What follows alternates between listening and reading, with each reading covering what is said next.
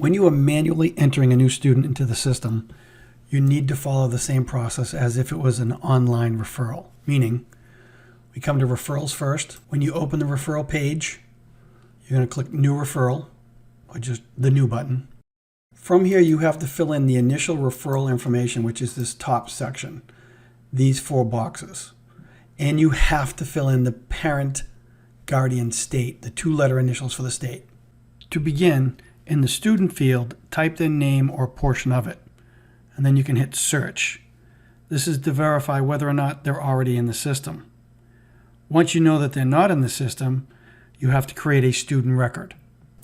Hit cancel, and that will bring you back to the referral record. From the referral record, within the student field, go to New Student. A second window pops up so that you can now type this kid's full name in. First name, last name. You have to put in a state ID.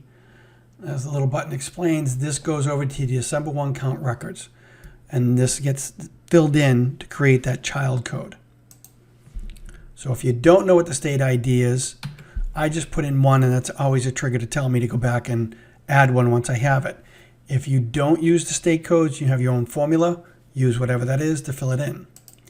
Date of birth is another must. And the rest of this information is up to you, except for servicing account. You still have to pick your own account. This is how the database knows which account the student is connected to.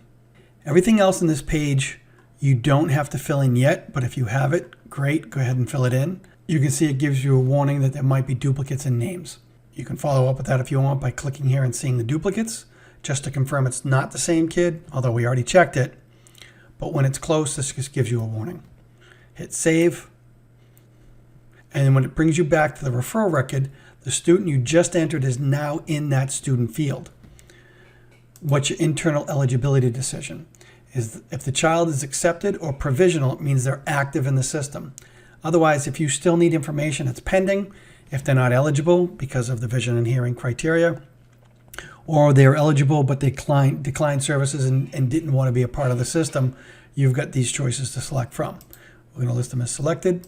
We're going to pick our servicing organization, and we're going to put in the decision date. Now, if you decided this before today, go back, fill it in. If it's today's date, just pick the date. The referral date, again, this is the track. There's a difference between when the information came in and then when you followed up on it. The only other field that's an absolute requirement when you're first setting up the referral is the parent state initials. So you want to make sure that you put that in.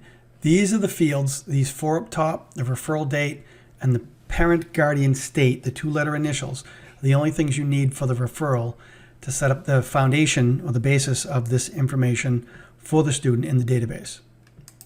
Hit save. And this brings you to that student's referral record.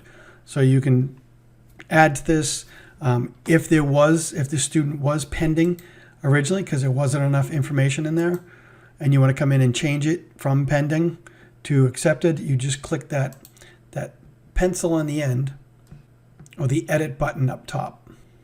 And that's it. Now you've got the referral record that you can click on the student's name. Anything in blue is a hyperlink. You go to that student record and you go begin filling in everything else that needs to be filled in for the student.